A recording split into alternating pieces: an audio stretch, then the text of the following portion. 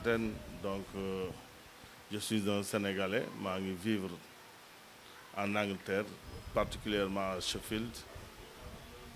Donc j'ai fait mes premiers pas au Sénégal, liggéey naa dans la production musicale en tant que manager d'artistes, tour management, j'ai fait beaucoup de choses dans la musique. Après nag bi ma demee Europe la ma virus peut-être photographie animée yàgg naa si nekk yàgg naa ko bëgg nag en tant que promoteur musical et artistique. Donc j'ai eu à travailler avec beaucoup de grands photographes en Europe. Donc pendant les moments où j'étais dans la musique, mais une fois en Europe, j'ai pris avec l'opportunité qui s'était offerte dem naa defi une formation en photographie à l'université de Reading en Angleterre, donc pendant 3 ans, et depuis là j'embrasse une carrière photographique, d'abord en studio photographe. Là je fais un peu de photojournalisme et de documentaire photographique. Bon, en un mot, on peut dire que la photographie c'est la lumière. La photographie, c'est la lumière. Sans lumière, il n'y a pas de photographie. Maintenant, quand tu parles de lumière particulièrement, on pense au studio lighting, c'est-à-dire les lumières du studio. Là aussi, c'est un peu un autre domaine. C'est une partie de la photographie, genre spécialisation. On peut parler lumière, mais le studio, c'est des connaissances, c'est une formation. Il faut faire une formation de studio. En spécialité, j'ai fait le studio photographie. Donc, je travaille beaucoup avec la lumière, pas comme juste pour éclairer, mais pour pousser une certaine création photographique en manipulant différentes sortes de lumière. Bon, particulièrement, defaguma exposition, j'avais pas pensé, mais j'ai quand même plusieurs œuvres yoo xam ne ni maa ngi j'ai des projets d'exposition yoo xam ne ni je veux le faire, parce que en Europe dama doon liggéey dans le commercial ak advertising, dans la publicité et dans la photographie commerciale. Loolu laa gën liggéey que photo d'art et d'exposition, mais depuis quelques années j'ai commencé à faire ce genre de photographie. Et là, la première chose pour moi, c'est d'exposer quelque chose venant directement de chez moi. D'où l'importance de faire un projet à partir du Sénégal et d'essayer de faire des expositions et le montrer au reste du monde. Donc j'ai commencé certaines séries, une série photographique à partir des choses de chez moi, pour on peut contribuer à montrer certains aspects positifs. Il y a un aspect positif qui reflète sur une culture, parce que def naa remarque que sauf rares photographes africains yi wane l'Afrique en général et le Sénégal en particulier à travers le monde, tubaab bi rek ñoo ñuy wane te li ñu bëgg si ñun la ñuy wane te pour man dafa paradoxal. waaw ñoom ñu mën a ñëw bëgg ñu wane suñu histoire, suñu culture ak lépp à travers le monde. Ñun africains yi dañ ko war a def aussi. Moo tax may saluer vraiment particulièrement un grand photographe reconnu mondialement, man daf ma inspiré et dama koy saluer, dama koy rendre hommage, qu'on appelle Boubacar Touré Mandemboni. Tout est à montrer. Il y a beaucoup de belles choses yoo xam ne ni fii war nañ ko mën montrer, parce que nous avons un pays magnifique, am nañ paysage, des décors magnifiques. Donc il suffit de prendre soin si li ñuy def ak certaines techniques et une certaine créativité pour montrer des choses extraordinaires. En matière de portrait, nous sommes particulièrement culturels, le Sénégal, ça on n'a pas besoin de le dire. Il y a beaucoup de choses à montrer sur le plan de diversité ethnique. Tu vois, on a des spécificités à montrer et c'est très beau. Il y a beaucoup de valeurs, beaucoup de positivité à montrer. Et man, ce sens boobu laa gën a inscrire pour wan ko benn Sénégal positif particulièrement benn Afrique positive parce qu'il y a beaucoup de choses vraiment ñu montrer que ñeneen ñi ñëw di wane aspect ñoom bi ñu bëgg a wane de l'Afrique bon mais on a de belles choses aussi bu ñu wane. Bon différence bi mooy bi photographie c'est des images statiques images yu fixe la que vidéo bi c'est des images animées mais sur le principe sur la chronologie c'est la même chose un photographe bu defee reportage genre photojournaliste dafay jël il campe le décor wane en général place bi da koy wane à travers ses photos wane événement bi pour lan la wane di nga gis avec le temps ak chronologie déroulement des choses da nga koy mën a lire d'une manière très très nette et claire c'est la même chose même principe la même chronologie la ñuy jël bon en tant que professionnel amul différence entre photo téléphone photo appareil photo la bon le problème est que sur le plan commercial maintenant sur le plan de la qualité ak destination photo bi fan la war dem ak lan lañ si war def foofu lay différent que doo dem pour être sérieux doo dem di jël téléphone di ko mën a photo pour yenn affaires yi mais téléphone tu peux prendre device la instrument la buy jël image comme appareil ni mu ko nekkee ah téléphone mën nga ko exploiter jël si des choses professionnelles wala ay plans yoo xam ne extraordinaire très artistique maintenant beneen problème bi ñu war a wax par rapport ak téléphone mooy que téléphone sur le plan commercial ak sur le plan commercial ak sur le plan sociologique dafa révolutionner approche photographique approche d'image d'abord ak nostalgie d'image boobu amoon avant ay téléphone ak yooyu daam que snap ku nekk léegi mën ko def léegi téléphone daf ko dindi du mu am impact sur le marché de la photo benn impact financier parce que là on ne peut plus vendre mënatoo jaay snap bu njëkk ba sans benn créativité nga juste snap boo photowaan nit def ko ci papier ñëw jaay ko day am sens parce que pour gis sa image dafa am benn nostalgie d'image image de soi soo ko gisee sur papier day am valeur parce que bariwul woon mais léegi amatul valeur boobu parce que ku ci nekk da ngay def sa snap donc yaa ngi gis sa photo chaque fois yaa ngi am sa image amatuñ nostalgie boobu du maintenant repositionnement ak reconsidération photographe léegi posé wu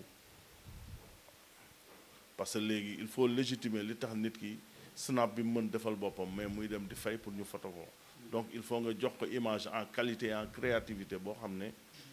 moom mënatu ko defal boppam donc léegi un photographe obligé d'être artiste photographe day dépasser snap en fait ni ñu ko mën expliquer mooy kii snap dafa am make image ak un take image mooy kii nga créer image ak nga jël image bu njëkk ko photographe mënoon na jël image jaay ko mais léegi mënatoo jël image ak jaay ko parce que ñëpp mën nañ jël seen image mais yow il faut nga créer image nag. Est-ce que c'est facile? waaw mais du mooy nag jàng léegi photographie foog ñu gën ko pousser foog nga nekk artiste parce que man balaa may jël appareil bi di la photo en studio j'ai l'image potentielle dans ma tête avant may exécuter dina am benn créativité ban angle laa lay jëlee lu tax ma lay jël lan laay chercher lan laa bëgg ci ginnaaw cadre bi lan laa ci war a def lan laa ci warul def photographie dafa laaj léegi yeneen connaissance lépp day ñëwaat ci cadre créativité rek ak ci cadre créativité ak li ñuy wax color match c'est-à-dire des combinaisons de couleurs il y a des couleurs qui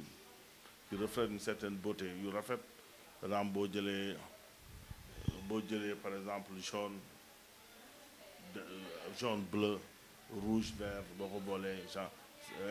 ay code de couleur la bon suma souhait pour photographie au Sénégal mooy une valorisation vraiment du métier que le photographe jël am valeur boobu parce que photographe aussi dafa important dafa am importance trop ci société donc photographie war nañ mën vivre vraiment décemment ci seen liggéey et pour ça aussi il faut nit ñi il faut suñu société socialement ñu intégrer la photo parce que dafa am importance on ne peut pas la photo benn mémoire la donc balaa dañ ko war a intégrer ci ñun que les gens di jël soin di am de bonnes photos di dem ci professionnellement di am de bonnes photos di def des photos de famille di photo nit ñi parce que là après événement yi lépp di passé y a que la photo qui reste pour immortaliser pour archiver loolu laa mënoo quoi ci beneen loolu ci public bi la donc mais beneen côté bi aussi photographie aussi nañ jël temps def effort pour comprendre pour jàng xam ne photographe aussi ça s'apprend photographie c'est pas facile c'est pas métier la bu paraître facile mais c'est pas facile et difficile parce que l'artiste peintre par exemple c'est juste artistique mais le photographe c'est la rencontre entre la science et l'art par exemple tout ce qu'on fait ça en studio et tout ça c'est de l'optique la créativité artistique photographique c'est de l'art c'est très difficile donc il faut prendre le soin d'apprendre et avoir de bonnes écoles de photographie aussi pousser vers la spécialisation dans la photographie des photographes disent je ñëw ne dama bëgg a nekk photographe sport nga dem jël équipement bi photographe sport di am comprendre principe yi photo sport comprendre réalité yi comprendre problème ni ñu koy defee nga ne dama bëgg a def photographe fashion mode nga dem comprendre nan lañ koy defee dama bëgg a nekk photographe children ak famille xale ak famille nga dem def ko dama bëgg a nekk event photographie événement nga bëgg a def dafa loolu dafa war a am de ce fait photographe dina spécialisé wu ci métier dama bëgg a def bon photojournalisme photodocumentaire daal bu si nekk ak ni ñu koy defee ak dañ ko war a jàng aussi dama bëgg a def studio nga dem jàng ko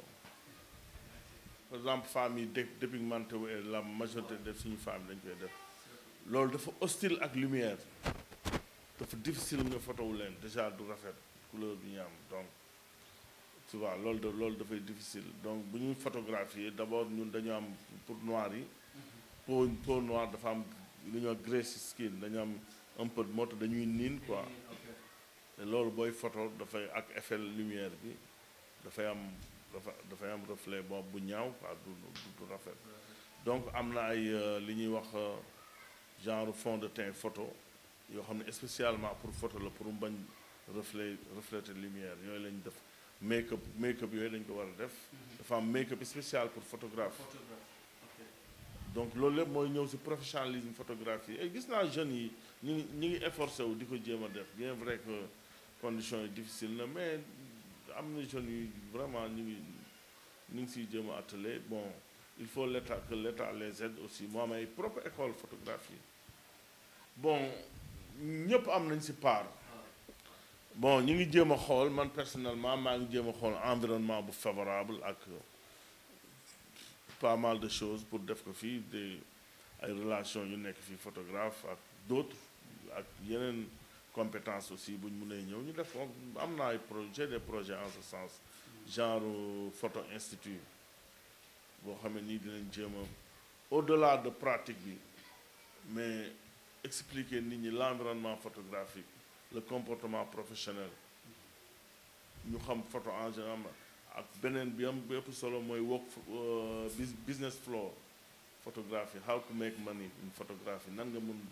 parce que léegi maquette bi mi ngi fi ba tey dafay paraître que photographie amatuñ xaalis parce que photo yi ñu ngi koy jaay lu bon wala loolu lay nuru mais en fait marché bi mi ngi fi mais am na benn connaissance aussi boo ko amul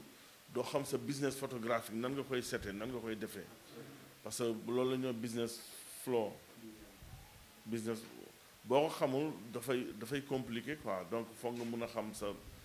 genre bi nga bëgg a def yow li nga sa target audience mooy sa yow bi nga jógee sa business ñan nga ciblé léegi yow yan moyen nga soxla lan moo leen di tax ñoom ñuy jënd photo tu vois par exemple su ma ñëwee si yow da nga am ngénte ou quelque chose comme ça ma photo la mais li tax ngay photo wu mais pour memory la pour garder ko la pour c'est pour mémoire mais le cordonnier bi la woo ne la fotol ma sama dàll yi lu tax muy muy photo dàll yi donc il va vendre son produit moom mémoire toppatoo ko donc yooyu yëpp c'est le photographe da ko war a xam en fonction de purpose bi tax ngay photo nga xam lan yan matériel nga utiliser nan la photo bi war a mel lan nga soxla nan ngay comporter woo nan ngay fixer sa prix lan mooy droit photographie lan mooy droit d'image y a d'autres choses au-delà pratique bi war nañ leen ko jàngal mënuma la photo rek publier sa image wala ma jël sa image ma photo un président wala un ministre mu ne dafa soxla photo bi ma ñëw rek jaay ko jël mu fay ma benn 100 000 wala 50 000 wala 20 000 ma def sama poste moom image bi non ça ne se passe pas comme ça non photo c'est des images yu ñuy céder pour benn temps donné pour benn purpose donné nga ne dama ko jël dama ko soxla pour sama affiche bi bu si paree bu ko utiliser pour leneen daf la war a faire dañ ko war a fixer dans le temps waruma ñëw rek fekk benn modèle comme ni ñu def léegi ma photo la suba ma publier man dama waroon am li ñuy wax release forme benn forme boo xam ne dama koy yor damay signer modèle bi wax ko photo bi ma koy photo pour lan la moom consentement bu jox ma ko moom it mu signer ma téye consentement waaw publier wala lu mu mënti ne mais loolu la ñuy wax release forme dama ko war a am man ku may photo donc yow maa ngi la photo maa ngi sa image tey image yi photo naa la bien vrai que yaa si nekk mais maa moom photo bi c'est waaw oui propriété intellectuelle la man maa moom les réalités mais sa autorisation moo tax ma mën ko publier si non loolu si liggéey bi si plusieurs aspects daf lay dal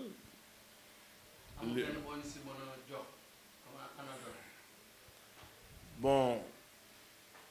bari na parce que mës naa def parce que en Europe dama def beaucoup de wedding li ñuy wax wedding mariage photographique particulièrement ko xam Angleterre ak ni ñu gisee mariage les photos de mariage foofu c'est sacré xam nga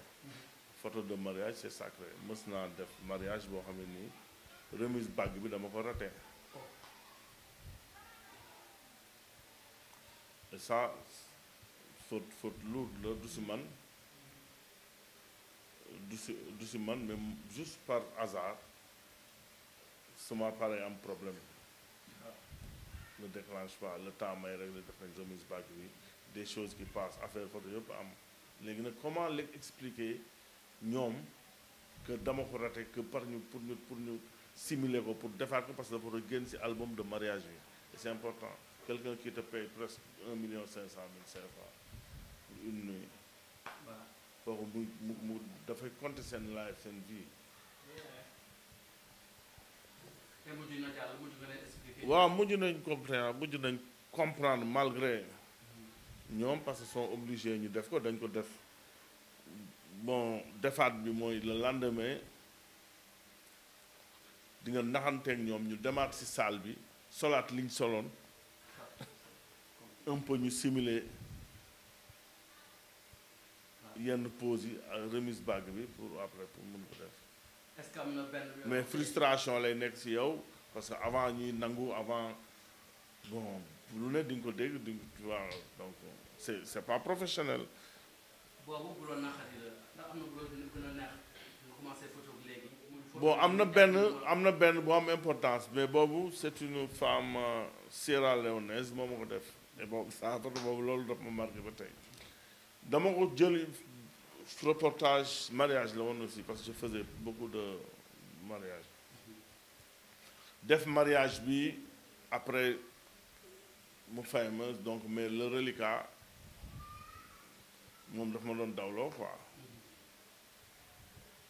jox naa quelques photos mu def na mariage bi am na quelques éléments yi rek ñu après nag bon sur base de confiance ma jox ko yenn yi comme africaine la ak ni ma waxee yooyu et c'était un peu cher ma comprendre ko defal ko ay installment ay mu ma koy fay un peu tranche bu mu fay ma mais nangu ma fay en fin de compte nangu ma jëlati ba finalement waaw mënoon naa yóbbu mais ma kii ma bàyyi parce que jaralu ma di dem justice di ko jël avocat di ko topp yenn somme yi et puis jaru ko woon quoi parce que Europe si noonu nga mënoo régler benn affaire malheureusement pour elle ki mu doon marié dafa waroon defar ay papier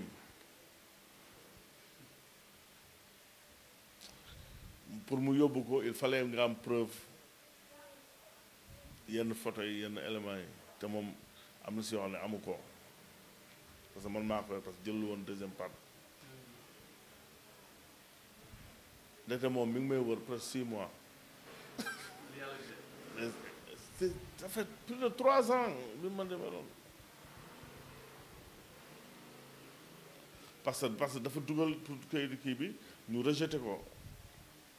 pour ne ko xam nga foofu dañuy soupçonné genre mariage fictif léegi il faut prouver que def ngeen 3 ans def nga te man maa yor parce que daan naa ko jël ay shooting ay photo plusieurs fois mais jour bi ñu tasee gëmewu ko bu topp ma mu ne ma loo bëgguma fay la